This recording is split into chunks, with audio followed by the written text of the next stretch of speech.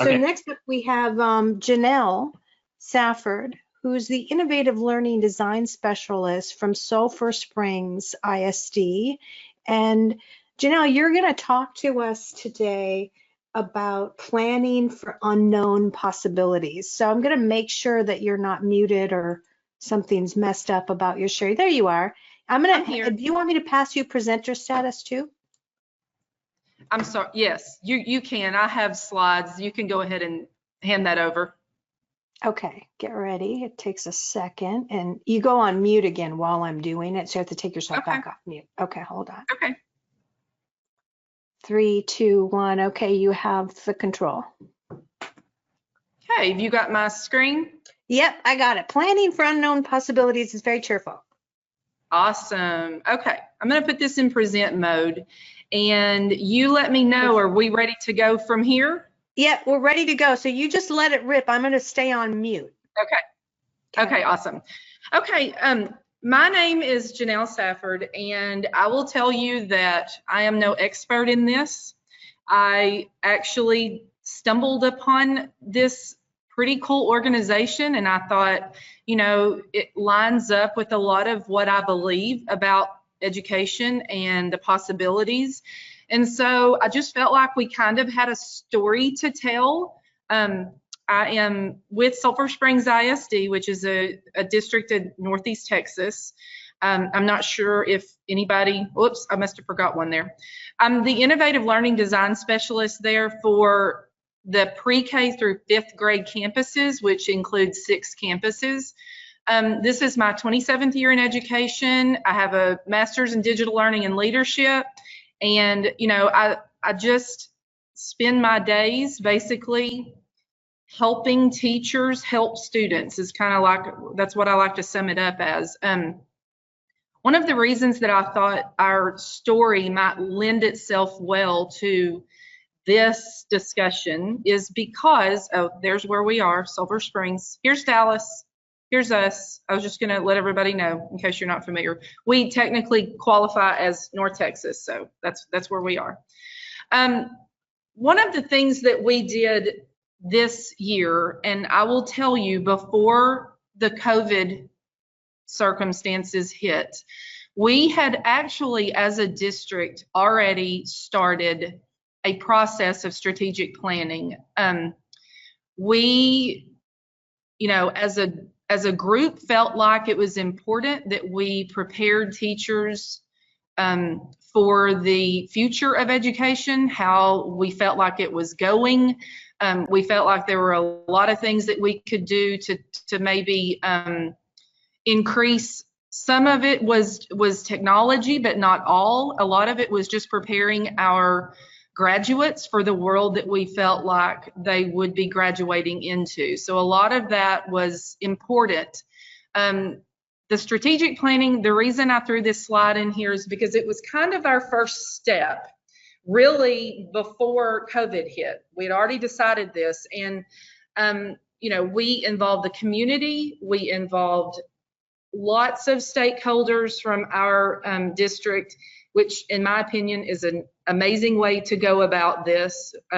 We have leadership that really thinks that's important, and turns out it really was important. So we had big plans, and our plans have just been sort of put on hold. We are not stopping. We're going to continue, but we'll, you know, in March hit, and then we just kind of had to regroup. So I put this in here just as a precursor to let you know kind of where we were with our mindset, what our thinking was as far as going into the spring.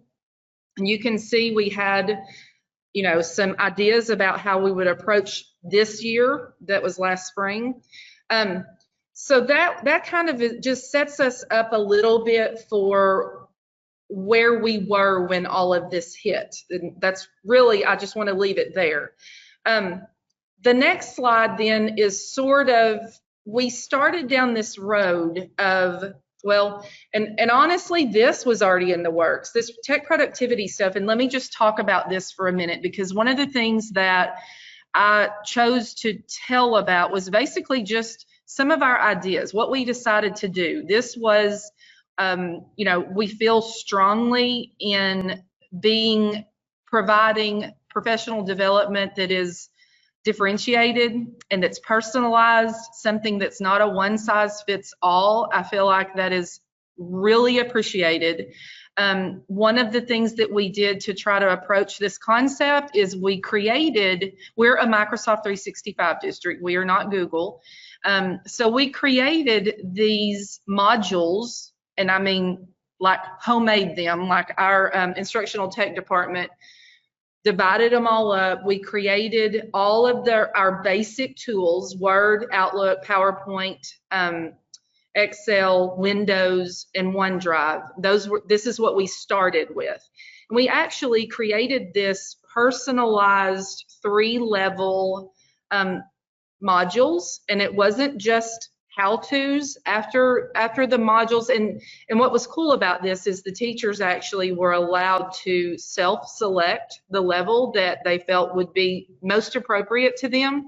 We created capacity matrices for the educators to look at and kind of self-assess. And once they figured out which level would be best for them, they actually, you know, our only requirement was that we really wanted them to at least do one level by the end of this fall. So we, you know, whatever that level was, many of them needed to start at level 1, and that was perfectly fine. Some of them started at level 2, some went on to level 3, and some did all 3 levels. We just thought it was important. And again, this sort of goes along with the idea that we had with the strategic planning, that it was important to get just the basic level of technology proficiency to where we could think about moving on to next steps. So this was our attempt at that. And again, this was sort of also pre-COVID. We already had this idea. We just, you know, spent all summer making the modules. It's put in teams, and in a moment I'm going to show you a little a glimpse at what the teams look like. But right now, this is just sort of, again, pre-COVID. Now, this carried into the fall because we still have teachers. We did provide them a professional learning day where they were able to get in and try to work on their modules.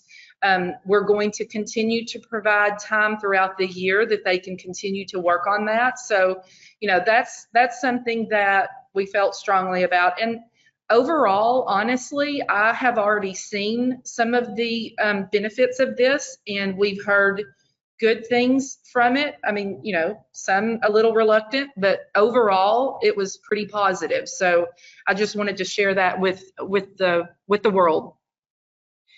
The next thing that we're going to talk about is we had, you know, and I named this planning for the unknown possibilities. And the reason I did that is because we really, when this spring, when all of this happened, we were in the same boat as every other school district in the United States, in the world, I'm supposing, but we had no idea really how to plan. I mean, we're not a big district. We're not a huge Dallas district.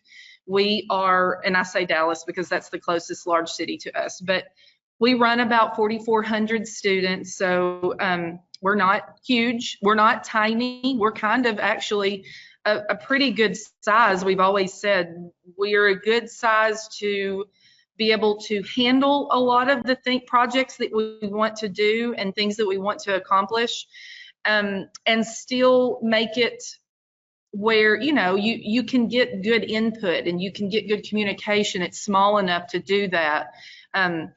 Yet we're not so small that we don't have a lot of the resources that we need. I actually moved from a very tiny district that this would have all been impossible because I was the only one in the district that did any of this. So we do have a team of 3 people that work on this, and then we also work closely with our curriculum department. But this is the day that I'm kind of highlighting that we did. We tried to put our heads together, and when we were trying to plan for what would be coming in the fall or whenever, we decided that we wanted to focus heavily on communication and collaboration. And the reason why is that we knew what tools we had. We knew that, we're a one-to-one district, so that was not going to be a problem. Every one of our students have devices. We have pre-K through 5th are iPads, and then 6th through 12 are laptops, and we run Windows laptops.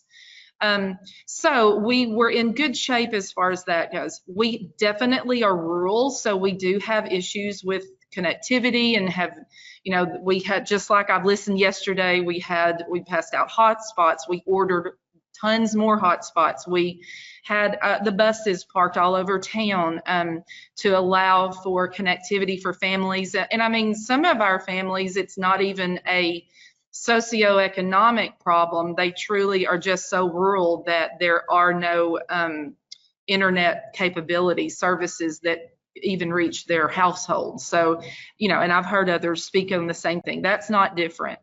So what we wanted to do is demonstrate, and I tell you this because we do use Teams. We use Seesaw pre-K through 5 and Teams 6 through 12. We do not have a formal LMS system other than those two digital platforms.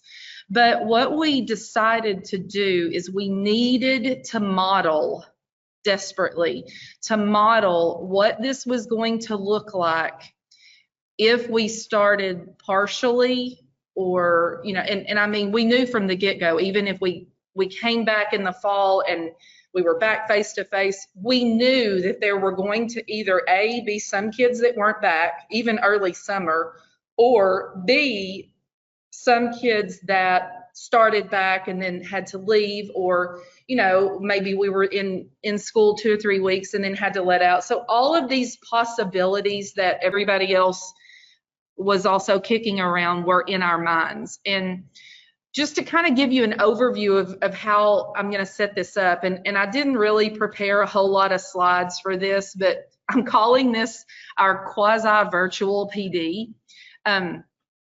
The reason why it's quasi-virtual is because what we did is we took all of our curriculum and instructional and technology people, and we actually did this in 4 days. So we went to each campus. We have more than 4 campuses, but our primaries kind of came together in one, and our teachers were actually back during this time. So this was early, professional development days at the beginning of the year. They were back.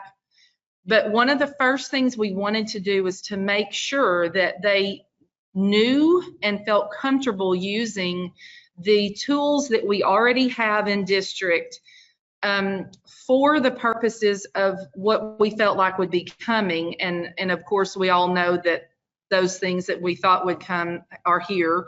We still have kids that are, having to turn out. We have about 25% total that are in our virtual academy. So all of the things that we thought would happen happened and are continuing to happen. But one of the things we felt that was important was for us to really model what that would look like. And so we went to each campus and sort of had a headquarters, basically, and our teachers were in classrooms. They were socially distanced. We made sure that none of them were too close. We spread them all out all over the school. And but there were small groups in a classroom just where they could spread out. We actually, our curriculum director, which she's sitting with me today and listening, but she, sort of led the way, and then we were there on hand, and we, as in myself, the other instructional tech people, our curriculum director, our curriculum department, to sort of, we wanted to support teachers as they were learning this new way, but we also wanted it to be a model of how they could operate, or how they would be conducting lessons in themselves, with a really strong emphasis on the collaboration and communication part of it. So we broke it down into these easy, we kicked around several different ideas. We just settled on ALAR. ALAR is probably we took bits and pieces from other frameworks. You can see it's very familiar. You've got your activate, your learn, your apply and assess and reflect. And this is nothing that's earth-shattering. We felt like that was important, not to deliver something that was completely unfamiliar to teachers. So we chose these to settle on. The teachers were, in a way, in their small groups, they acted as students. So we wanted to model how it would look as a teacher, and I suppose that we acted as the teacher, the ones that were delivering the training. It was very collaborative and back and forth. There was not a lot of just one on many. There were lots of breaks. We had activities for them to do. We modeled several different technology tools. We modeled Mentimeter, we modeled Pear Deck, we modeled Teams, we discussed Seesaw, lots of things there. But we wanted it to be so that they were dependent on communicating through the platforms, that they would be communicating with their students in the fall. And that was kind of our goal, but we were also there to troubleshoot and to help and to support. So that's kind of why I'm calling it our quasi-virtual PD, just because, it seems like it was a virtual PD, but wasn't really. But it also, I think, helped. Of course, nothing has been 100%, but it did help teachers be able to see and experience and think about how it was going to look like when their students came back. And in my opinion, it helped a lot. This was the student experience, and I just included, I am going to take you into the team in a moment. But the student experience, basically, we had an activate, and these were our parts that we modeled that our teachers would be delivering virtual lessons through our academy. And again, this just boils down to really good, strong pedagogy, really good, strong teaching, lesson cycle. It's nothing that a lot of us don't know about, but we made sure that they had a learning goal because we want to model that. We made sure that they had a way to activate their lessons. We made sure that there was some part of their lesson was going to be the learn phase, which of course is going to be either student self-directed or teacher directed, and those are all included. We made sure that at some point, there is an apply and assess, and it could be a formative assessment. It doesn't have to be a test, but we made sure to model that when the teachers were doing the ALAR or the virtual PD. And then we also made sure and Flipgrid, we also modeled Flipgrids, because some teachers had used it, some had not, but we wanted to show how it could be a great tool for reflection. So we allowed the teachers to reflect. So this was just kind of our overall, the structure of the day. Whenever I say we really focused on communication and collaboration, one of the things we hit real hard on was how are our kids going to collaborate virtually. Some had not done that at all, some had. So we wanted them to experience that as a student so that they could see the possibilities and start to brainstorm and get their mind turning about how could they provide these opportunities for their students, because we felt like it's really important, the students are already going to be isolated, and we had to look for ways for them to collaborate with maybe the kids that were face-to-face or each other, or even just teacher to student communication. So this was sort of our collaboration tools. We had, of course, Teams, which was our secondary. However, our teachers also used Teams for PLC, even all the primary and up. So the private chat, we made sure that we demonstrated that, the conversation feed, the channel posts. We demonstrated how to create, start, and accept a Teams call. We showed them how, they had to communicate with us through Teams environment so that they could know how their students would. We felt like it was the best thing to do to model and create an experience for them to do this, and then private channels. Seesaw, we didn't really, even on the elementary, which Seesaw is what our pre-K through 5th grade is using, we still delivered the professional development day through Teams. However, there was a segment that highlighted all of the newest Seesaw communication and collaboration features. There was a lot of stuff that came out of the summer, so we actually delivered that through a Teams call. Our collaborative documents, we wanted to make sure that they could get in and communicate and collaborate and see how that worked with our online Word and PowerPoint, and also in Seesaw. The Flipgrid, of course, we just sort of highlighted that with reflection, but we wanted to make sure everybody knew how to use Flipgrid and could get in and record a recording themselves. And then Pear Deck is pretty new. We are still working on Pear Deck. However, we did deliver our slides and demonstrated the interactive part of Pear Deck in our presentation. So we're just now getting that going in the district and still working on it. But it was a big, our teachers kind of oohed and awed over that because they thought that was really awesome. And I think it's going to be great for our distance learners.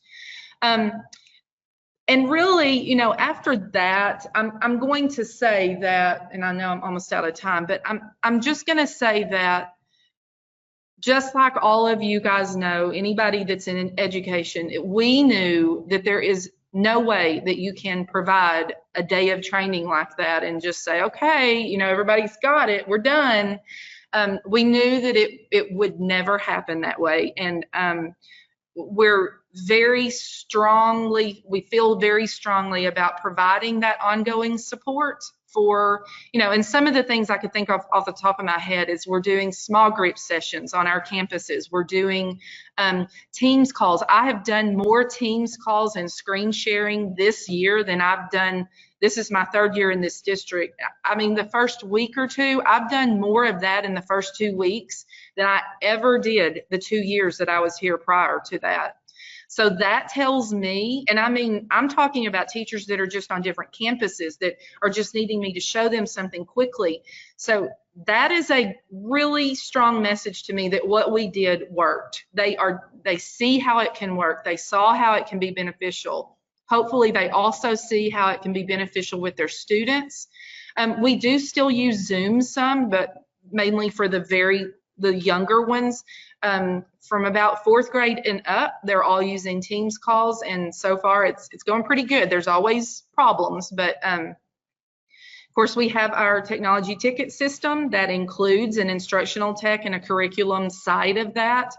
We are constantly still doing one-on-one meetings. We are going to be conducting campus trainings to just anything that needs to go on. We also have continuing professional development days spread all throughout the year that we're coming up, and we'll be assessing teachers to see what they need the most so that we can provide that for them during that time. The last little thing, you know, I mean, we do not have it all figured out. This is something that every district is just constantly, you know, and I said there is no finish line because there is no finish line.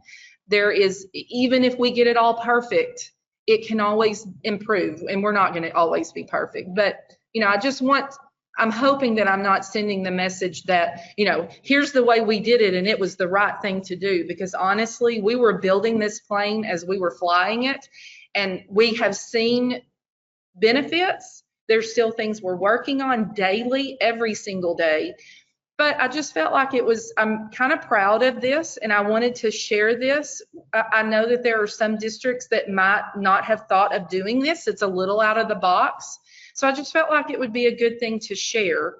And I'm interested to see what you guys think. And that's about the end of my presentation. So I don't know if you want me to come back on, and Leilani, I'll let you tell me what you would like me to do.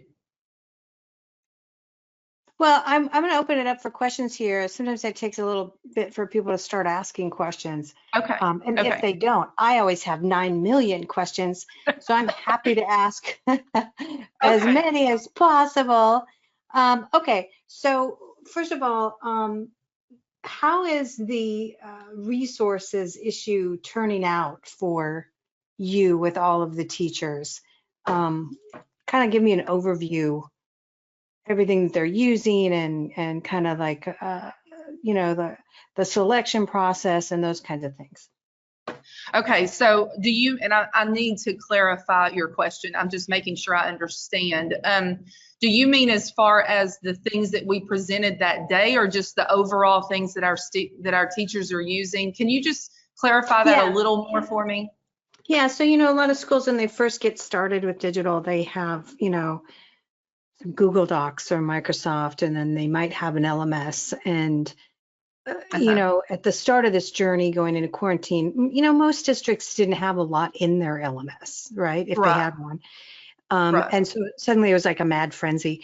And then alongside that, you have like your random one-off function app, and you know, some teachers are totally app-tastic and they have quite a few different things they're using. And then other things get into the fray. Like I know in Texas, they're rolling out Carnegie Learning for what, 267 districts. I'm not familiar with that. Yeah. And then you have just, you know, the different courseware types of things that get into the fray, often just for remedial. So it becomes like this giant mixed bag, and it gets kind of random. Yes, I'm with you now.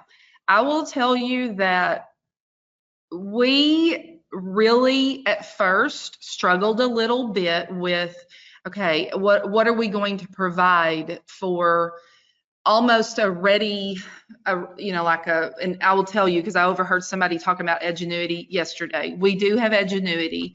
We do provide that for 6th through 12th grade. That is one of our solutions. However, we felt strongly that, with the exception of a few high school courses, and maybe some credit recovery, but most of it, we didn't really want to have Edgenuity as our sole source of delivering content, if that makes sense. We wanted it to be a resource for teachers to help them with distance learning, and I think that that's pretty much what we've done, with a few exceptions. So that's one thing, and a lot of it, you know, our teachers are the reason we emphasize the ALAR framework, is because we felt like it was important to not let good, strong teaching go by the wayside when we're doing this. Now, you know, what we discovered, and I'm just going to be perfectly honest, is that it is a lot. It's a lot for teachers. We have some solely virtual teachers. Some of them are sprinkled in. Some of them have face-to-face and virtual students. And we're getting feedback. Teachers are overwhelmed right now. I think part of it, and I don't know if this lends to the question about tools or not, but part of the frustration is coming in where they are thinking or expecting that they're going to teach the same way they taught face-to-face. And I think what's happening is the discouragement and the frustration that they're feeling is just this first hump that we're trying to get over of, you know, it just, virtual learning cannot look like face-to-face. Even though we tried to prepare them for that, I feel like, you know, whenever you get in the mix of it and you start building lessons and creating videos, and, you know, all of our younger, the teachers of our younger, like pre-K through basically 6th grade, they're really not depending too much on ready-made lessons. A lot of them are creating their own. So some of the technology skills, I think that is a frustration. We're really, even though we wanted to beef those up, it can always be beefed up more. That's part of the problem. And just the tools, you know, they're learning. And I mean, we're just hoping that we're helping support them use these tools that allows them to, I mean, just the actual teach. And I mean, we kind of said, we just want to have school. We want to provide school for these kids. But when you get right down to it, teachers are feeling the brunt of this, and so are we, because we want to support them. I'm not sure I answered your question, because sometimes I tend to ramble. No, I think you answered the question. I mean, that's kind of what we're hearing in Yeah, a lot of districts is that, you know, the tendency is as a teacher in a time of change, you know, to try to hang on to what's worked for you before. right, Um, you know, it's a natural human tendency to try to translate what's worked before directly into the digital realm. But what's happening is that you're right. It doesn't exactly translate. It's like you just went into a foreign land and you brought all of your habits with you, and it's not normal, right? right. In this universe. And then you have, you know, the complicating factors, like I think I might have mentioned this before. The study done in the UK of 120,000 students noted that, you know, you don't want to go past 2.5 hours of online teaching, right? Hmm.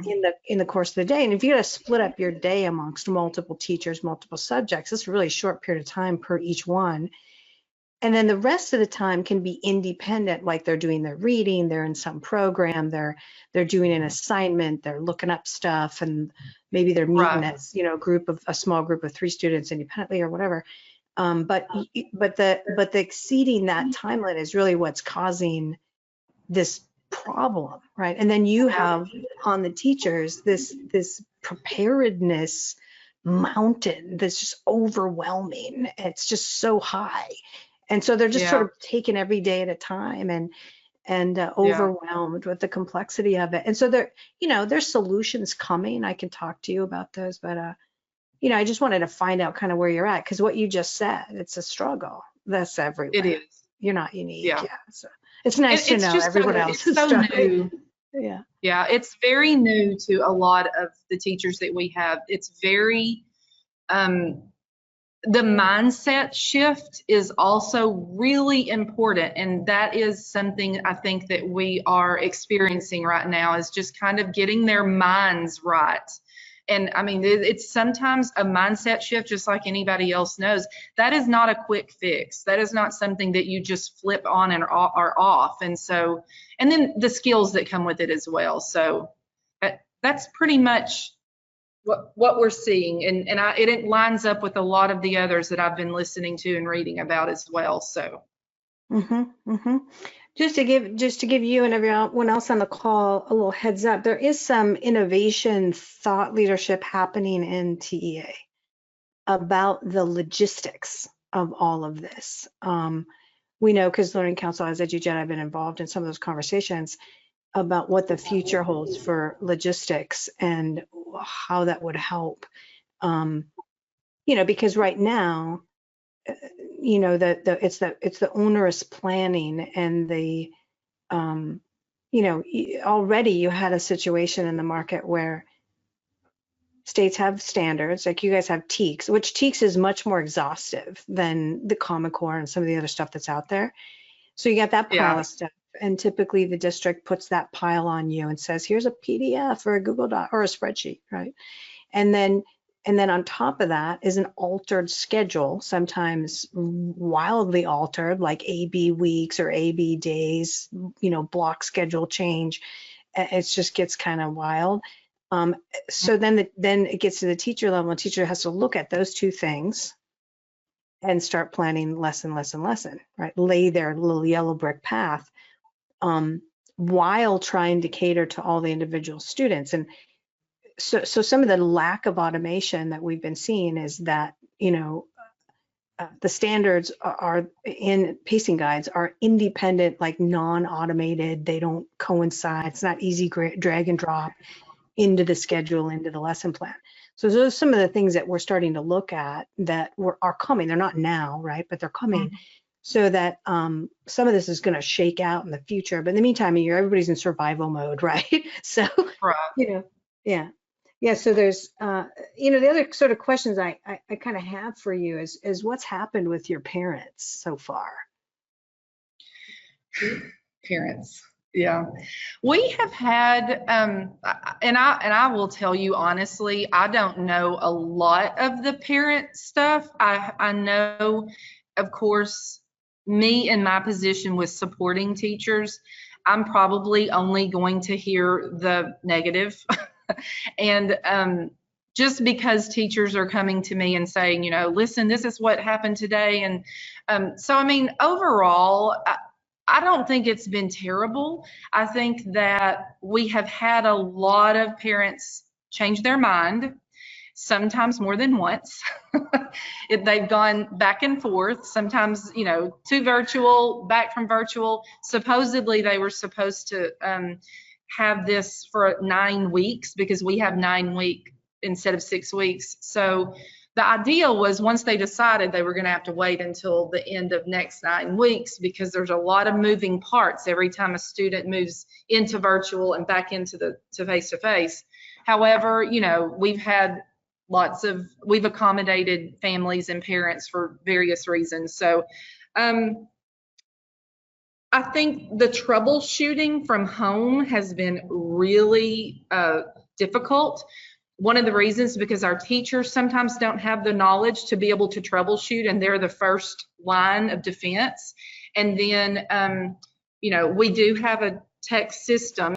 We have tech people that help with this, but we're small. There's not a lot of them. And so the influx of the issues and the problems that this has brought out has really maxed out our tech department and just ourselves to almost to the point that we just can't get around to everybody every day. And we just kind of lived with that. But as far as parents, I think we've had an overall decent, you know, acceptance toward this. Hopefully they're understanding that we're all learning.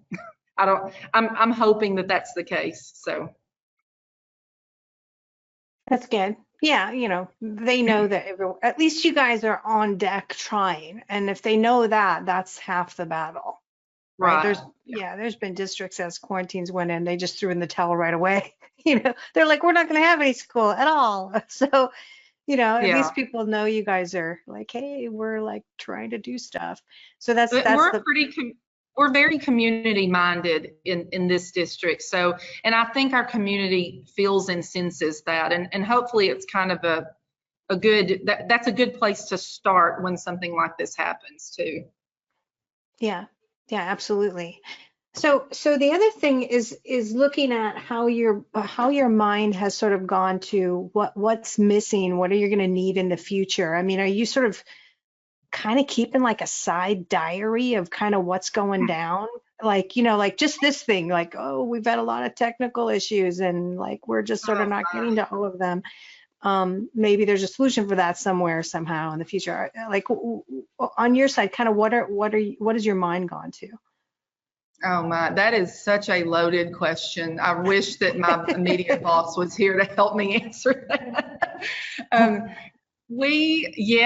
We are actually making notes, keeping lists. I mean, I can tell you that a lot of it, what this is bringing out, and I've said this before, it's ripping that Band-Aid off. It's ripping off that blindfold of, you know, when you are not forced to deal with things that are digital on a day-to-day basis, sometimes it's easy to think that you're doing pretty well as a district. But what this has done is it's really exposed our vulnerability in certain areas. And I think one of those areas is just tech proficiency is one. I think that we need to build up our teachers in order to be problem solvers. That's sort of, yeah. And along those lines, you know, just having the knowledge and the ability to troubleshoot really basic, simple things, I think if we had that built up ahead of time, a lot of this would have been a lot smoother. But because we in the past kind of had on blinders, I think a little bit, because we just had our teachers that didn't know how to use it just didn't. And so in our minds, everything's fine. Well, now that, and I know good and well we're not the only district going through this. So in our minds now that everybody is having to depend on their abilities in this department, I think that it has really exposed which to me is a great thing, because now exposing these issues allows us to go back and say, okay, we need to work on this. We need to beef this up. We need to support this. And that is what we're taking away from this, not the negative, but the positive of what we can do to move forward in the district. Yeah, it's really interesting because, as a media publisher, I've often, I've been getting on the road for a long time, and I came out of the media publishing arena that was catering to the state and local government market, which in terms of maturity rate was way ahead of education, as I took over a VP role before I started on Learning Council and to run the education sector. I walked into the education sector, I'd go to the big conferences and I'd be like, wow, these guys are fascinated with like Google Docs, like nobody'd ever used a document before. It was like, what is happening? And then my mother-in-law had explained to me, well, that's because most teachers had their first major introduction to using technology was green screens, right? Like old computers where you just had to do analytics, right? You just type in like, your roster of attendance for the day, or iPads, right? Like that iPads were everywhere early on. So then came this, right? And so the learning curve, it's not like, climbing a small hill. This was like everyone was at the bottom of the mountain underneath a log down in the bog in the water, and they had to not only get through all that but then start climbing the mountain because it was just so much farther. Yeah, we've actually used that exact same scenario when describing this. Like the hill we had to climb was Mount Everest. So. Yeah, because it's like, what's a digital document? What do you mean spreadsheet? What's that? What? Yeah, like I forgot my login. Like it's crazy. And we come from a community, because we're fairly rural, our community doesn't depend on technology as a whole a lot here. So, I mean, when you ask about families, a lot of our parents they're very, they need a lot of these skills as well. So when you send kids home to families that also don't use this, or they're not familiar with this, and they're quite frankly scared of it, then that's a real problem. And I think that our rural community here is part of that too. And I mean, I think eventually we will move in that direction, but we're a few years behind, just like many smaller rural communities are. Yeah. And like I said, I'm seeing your TEA step into the fray a bit. I mean, some of the conversations they've been having is how they help you guys in the rural area the most. Because Houston is sitting down there with over 2 million digital learning objects already in their repositories. They've been like rocking this for years. Right. Yeah. San Antonio is one of the most advanced districts in the nation. And, Dallas has got some of the most intellectual people I've ever met in the market. It's amazing. Right. And we're going to have Jack Kellenick on here in a little bit, but you guys in the rural area, a little bit of a different scenario. You never even had the resources to do all this. So talk to me about how you found the money to even do this, because everybody had to scramble in quarantine on last year's budgets. I'm going to let my curriculum director answer that question. She's sitting right here. Oh, okay. Her name is Lisa. Hi, Lisa. Hi. So we, even though we are a more rural district, we were fortunate that we began our one-to-one program several years ago. So we have spent several years building up to having devices in a one-to-one manner pre-K through 12th grade. We have used quite a few different things to get there over the years, certainly money from TEMA, from our technology and instructional materials allotment. We've used some of that. Many years ago, when our superintendent first came here, there was just some opportunities that were in front of him with some good budget years where he was able to take some money and begin purchasing this and sort of get us on a plan to building those things up. So devices, as far as having the devices, when this started, we had just finally achieved a point where we did have a device, well, one-to-one. The devices only went home at our high school. In the lower grades, they stayed at school, but there was at least one device per child. So that really helped us. Our difficulties came, as Janelle was pointing out, and the reason that we had entered that strategic planning at that point before COVID hit is because we were realizing that we were, trying to move ahead of the game and purchasing these devices, but we could see that they weren't being utilized. And so now we had money out there that needed to be taken advantage of. So we were in a good spot as far as that's concerned, just with the forward-thinking superintendent who knew that we at least had to start getting the devices out there years before this happened. So that helped us. If it had been instantaneously, we were trying to catch up to this, I'm not sure exactly where we would have found all the money. Possibly I did dip into fund balance, but then use some of the reimbursement programs that the state has in place for us. And we are taking advantage because we did have to purchase new iPads, and we're able to recoup some of that money through some of the reimbursement programs put in place through our state for some of those pieces right now.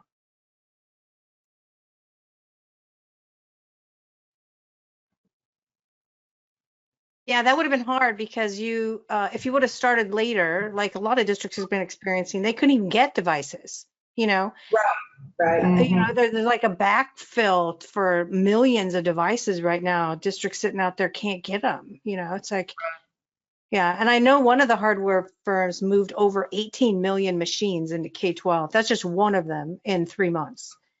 And they're That's all great. prioritizing devices right now to try to get them out to K-12 faster than any other market right now, but that would have been impossible.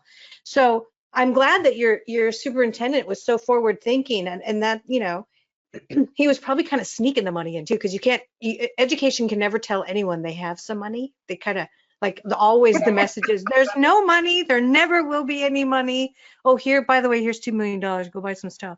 But don't tell anyone else. It's always a funny moment.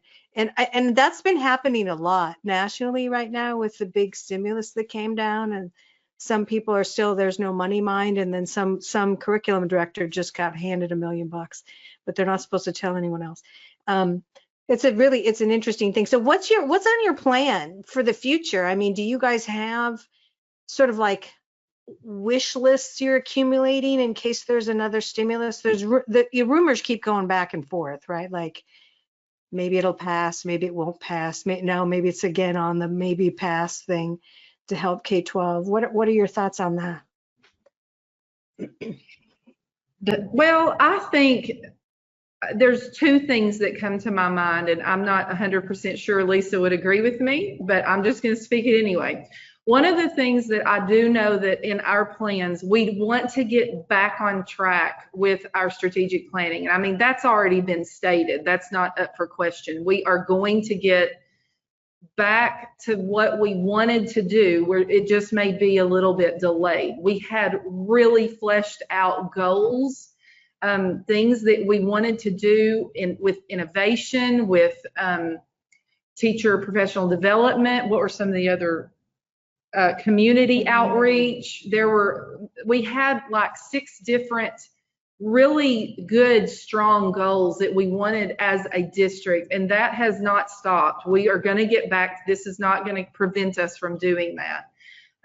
The other thing, to be honest with you, is even though we are lucky as small a district as we are to have the support put in place to support our teachers, I will tell you that, people, in my opinion, and I think the district lines up with this, it's really important to make sure that we have the people in place to support the teachers. And I think that, this ripping this Band-Aid off has really shown that, and I mean, when I say that, I understand that there are so many districts around us that have zero personnel that are supporting their teachers. I mean, zero, nothing. So when I say that, I realize that we are already rich in that area. However, I feel like that, and maybe not even us because we're already there, but I do think that this situation is going to demonstrate that maybe tools and hardware, all of that stuff is important, but I also believe that supporting our teachers in their learning is really important during this time. And I think it always will be, because I don't think that we will ever have a time in education that we're just done learning, that we just know everything. It's going to be continuous. So, that, I think those two things, continuing with our plans, with our strategic goals, and then, just continuing to support our teachers, to me, I feel like that trumps any hardware or devices or tools or subscriptions that we could even think about. So I don't know. That's my opinion. Yeah. I'm really glad to hear you have the courage to, take up the, banner of your main strategic plan. Us get back on track. I love that leadership. Okay. Yeah, powerful. Well, thanks to both you and Lisa. I'm going to take a little break right now. So Janelle, you can stand up and run around for a couple of minutes. I know you're going to join us for the panel at the end. Just put yourself on mute for now. I'm going to show some videos and call on somebody to introduce themselves, and then we're going to get started with the panel. Thanks to both you and Lisa. Thank you so much. And are you going to mute me, or you want me to mute myself? Yeah, mute yourself for now. Yeah.